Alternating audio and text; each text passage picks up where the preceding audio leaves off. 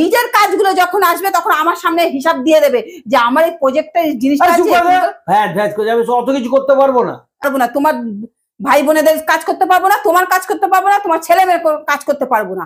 দেখো না করতে পারবে তাহলে বাড়ি থেকে চলে যাবে।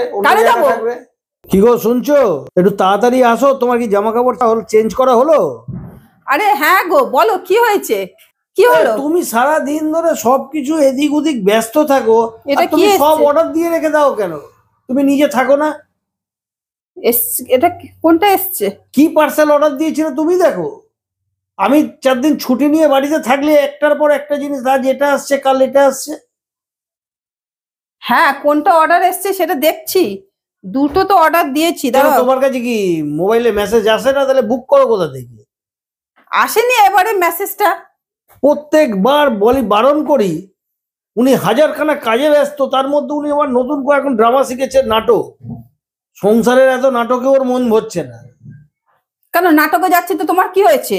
আবার এখন নাটকের রিহার্সাল করা, অমুক করা তমুক করা, টাইম আর ওনার কিছুতেই কিছু হয় না। তোমরা হাজারটা কাজ নিয়ে থাকবে, আমি একটুখানি অফিস থেকে গিয়ে একটুখানি নাটক রিহার্সাল করি। তোমার সংসারে তো এত নাটক করছো, তারপরেও আর হচ্ছে না, আবার নাটক করতে যেতে হবে।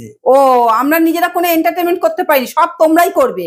বাড়িতে থাকবো একের পর এক জিনিস, আমরা থাকবো না। যখন আমি অফিস থেকে ঢুকবো, মা বলবে আজ এইটা, কাল ওটা এসছে, পরশু ওটা এসছে। ঠিক আছে, এবার থেকে আমি যা কিছু বুক করব সব সানডে দিয়ে দেবো। সানডে দেবে বা নিজের অফিসের অ্যাড্রেসে দিয়ে দেবে। সবসময় অফিসের অ্যাড্রেসে দেওয়া যায় না। খালি একের পর এক জিনিস কিনে যাব আমি টাকা দিয়ে দিয়ে, সেসব টাকার কে দেবে কোনো ঠিক নেই। আর এই যে আপনি বলে গেছিলেন এটা আনতে, আমি এনে দিয়েছি। এটা কি? ওই যে পাটের দড়ি। মানে একটুখানি জিনিস আমার এনে দেবে? একটা অসভ্য একটা লোক হয়েছে।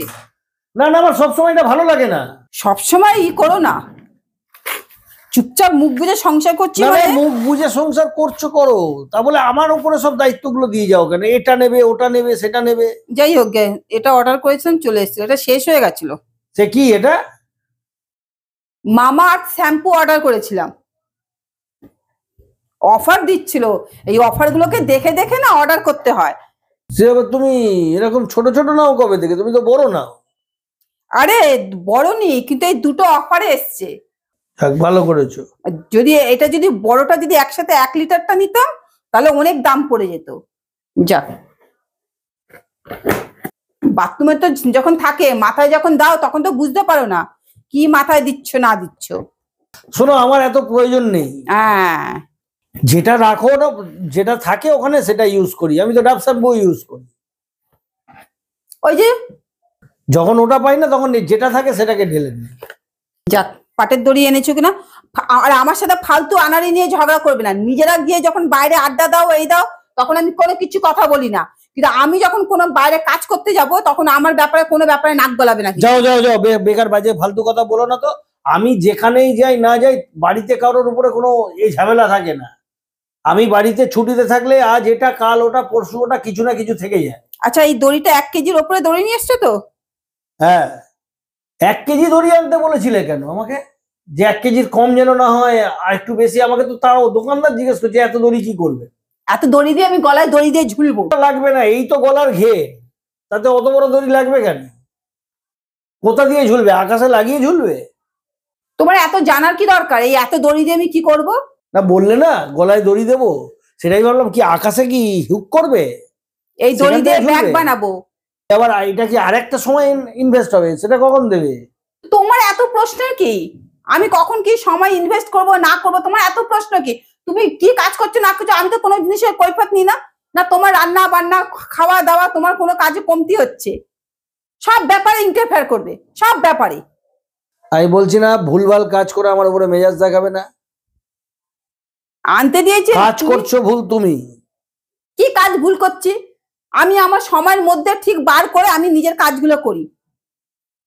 তুমি তো দেখেছো, আমি কোনো জায়গায় দেখেছো যে আমি অসময় গিয়ে কোনো জায়গায় বসে পিএনপিসি করি? পিএনপিসি করার দরকার পড়ে না, কিন্তু কথা হচ্ছে তুমি সময় কুলিয়ে উঠতে পারছো না। তোমার এতগুলো কাজের মধ্যে ইনভলভ হওয়ার দরকার কি আছে? আমার ভালো লাগে এইসব কাজ করতে। আমি যেমনি নাটক করি, থিয়েটার করি, ঘরের কাজগুলো করছি, আমি এই কাজও করছি। তুমি সব রকম এতগুলো কাজের মধ্যে যোগ করছো কেন? সেটা তো নিয়ে তো তুমি নিজে লাভাবে, সব কটাকে নিয়ে দৌড় করাবে। তুমি সব ব্যাপারে তাড়াহুড়ো করে এটা করব ওটা করব সেটা করবো, আর সবাই তোমার পিছনে নেচে যাবে কেন? কি দরকার তোমার এত? তো তুমি যদি একটুখানি আমাকে আমার কাজে যদি একটু হেল্প করে দাও তো ক্ষতি কি আছে? আমি পারবো না, আমার নিজের কাজ করব করে আমার সময় হয় না, আমি আবার ওর কাজে হেল্প করবো। এটাকে কোথায় রেখেছিলে? সেখানে রেখে দাও। যতটুকু করি করি, তাকে আমি রেখে দিচ্ছি বাবা। যতটুকু আবার করি বললে করি। বলবা তোমার কাজ আমি সব করে দিই। সব বেশি করতে পারবো না। হ্যাঁ, আর তোমার মুখের সামনে যখন কেন আজকে একটুখানি আসতে আমার দেরি হলো, তুমি একটুখানি রুটিটা করে রাখতে পারতে না? পারবো না, ওটা আমার কাজ নয়।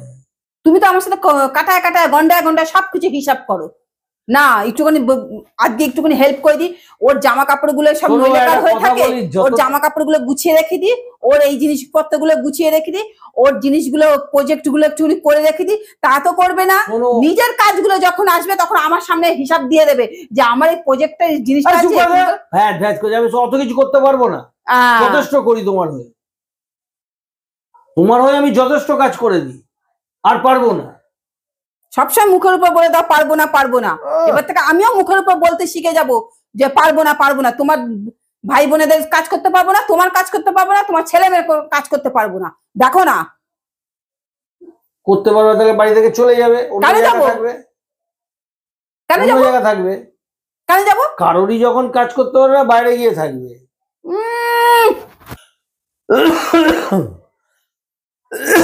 এই যে কাশছো, এবার রাত্রিবেলা বলবে একটু জল গরম করে দাও না, তখন তো নিজে গিয়ে মাইক্রোওভেনে একটু জল গরম করে, তা তো না। গ্যাসে তো দূরের কথা, গ্যাসে জল গরম করতে বলি না, মাইক্রোওভেনে জল গরম একদম করতে বাজে বলি। কথা বলবে না, নিমো খারামের মতন। গতকালকে আমি নিজে করেছি, তুমি করে দিয়েছো? ওই যে আমি তো ঘুমিয়ে পড়েছিলাম অঘরে, ওই যে নিজে গিয়ে জল গরম করেছি। সারাদিন এরকম ভাবে খেটে মরলে অঘরে এসেই ঘুমাবে। হুম, কথা বুঝেছো? তখন আর কাউকে ছেলে কি করছে, মেয়ে কি করছে, স্বামী কি বলছে, অত আর কথা কানে ঢুকবে না। তখন তো আসছো সারাদিন বোনের মোষ তাড়িয়ে এসে শুয়ে পড়ছো। মোটেও আমি বনের মোষ তাড়াচ্ছি না, আমারও নিজস্ব শখ ফুর্তি বলে আছে। আমি শুধু তোমাদের পিছনে খালি ঘানি টেনেই যাব, ঘানি টেনেই যাব, আর আমার ইচ্ছে নেই। আমারও নিজের ইচ্ছে বলে কিছু আছে। কি বন্ধুরা তোমরাই বলো তো। দেখো, তোমরাই দেখো, একটা ছোট্ট এইটুকুনি মাথা, তার মধ্যে এতগুলো কাজের চাপ নিয়ে বসে রয়েছে।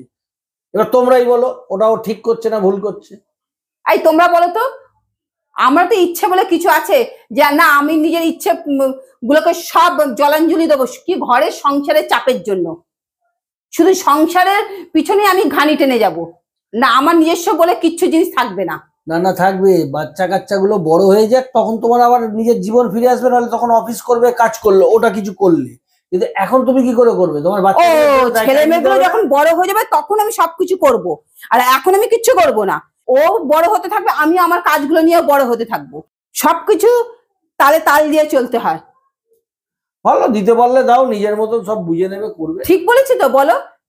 আমি সময় থাকতে যদি সেই কাজের মূল্যটাই যদি না দিই, শেষ বয়সে গিয়ে সেই মূল্যটা দিয়ে লাভ হবে? তুমি সময়ের সাথে তুমি টাকা উপার্জন করলে, সেই সময় যদি সেই টাকা দিয়ে যদি ঘুরতে না পারলে, তুমি শেষ বয়সে টাকা উপার্জন করে তুমি সেই টাকা দিয়ে তুমি ঘুরতে পারবে? তখন কি তোমার শরীরে সেই জোর ক্ষমতা থাকবে? শেষ বয়সে টাকা উপার্জন করা যায় না, শেষ বয়সে ঘোরা ফেরা শখ আহ্লাদ গুলো মেটাতে হয়। শেষ বয়সে তখন ওষুধের পিছনে টাকা খরচা হবে, শেষ বয়সে তখন শখ আহ্লাদ হয় না। সেটাও হবে। বলবে মা তুমি এখানে বসে থাকো, তোমাকে ডাক্তারের কাছে নিয়ে যাচ্ছি, কালকে ডাক্তারের জন্য অ্যাপয়েন্টমেন্ট করে রেখেছি, কারণ কি তোমাকে ডাক্তারকে দেখাতে হবে, তোমার সর্দি কাশি হয়েছে, তোমার হার্টে পেসমেকার বসাতে হবে, সবকিছু সময়ের সাথে করতে হয়। কি বন্ধুরা ঠিক বললাম তো আমি? বলো তো, তোমরা অবশ্যই কিন্তু কমেন্ট করে জানাবে। এই নিয়ে আমার সাথে সব সময় তর্ক করে। আর লাইক শেয়ার সাবস্ক্রাইব করো। তাহলে দেখা হচ্ছে ঠিক আগামীকাল দুপুর 12টার সময়। নমস্কার।